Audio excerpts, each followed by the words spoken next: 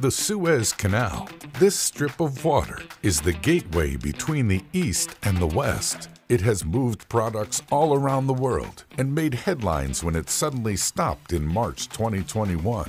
The Ever Given ship ran aground and became wedged in the Suez Canal, preventing ships from passing through for 6 days. The waterway saw history's costliest traffic jam unfold.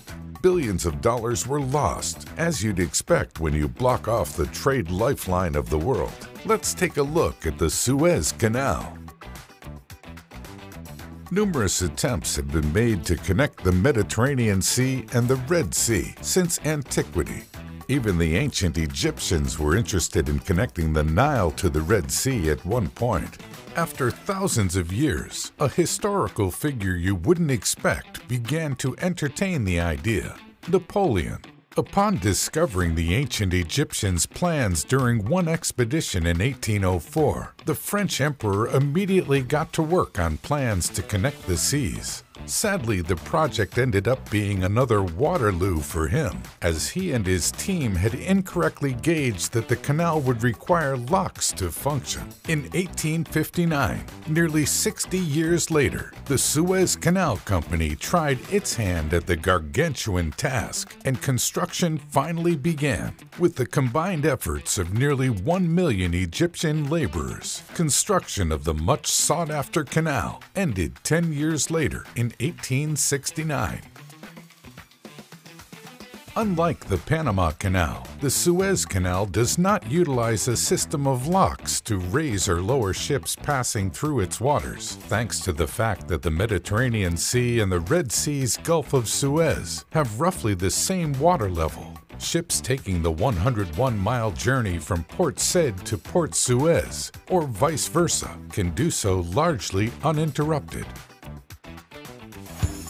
It commonly takes between 11 and 16 hours for ships to pass through the Suez Canal's 2 lanes. Speeds here are capped at 9 miles per hour. Keeping the traffic at this steady pace helps prevent the Suez Canal's natural banks from eroding. Not only is the Suez Canal relatively simple in design, but thanks to recent expansion efforts, larger ships are able to pass through.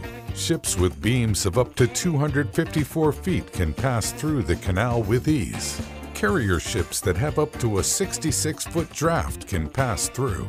All other ships need to offload and transship part of their cargo.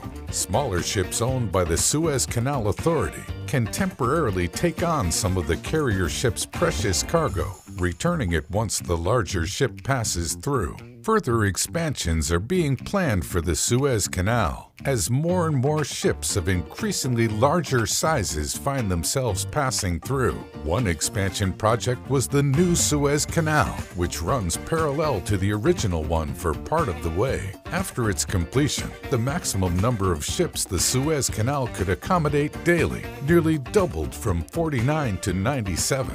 It also cut travel time through the canal by around 7 hours for most ships.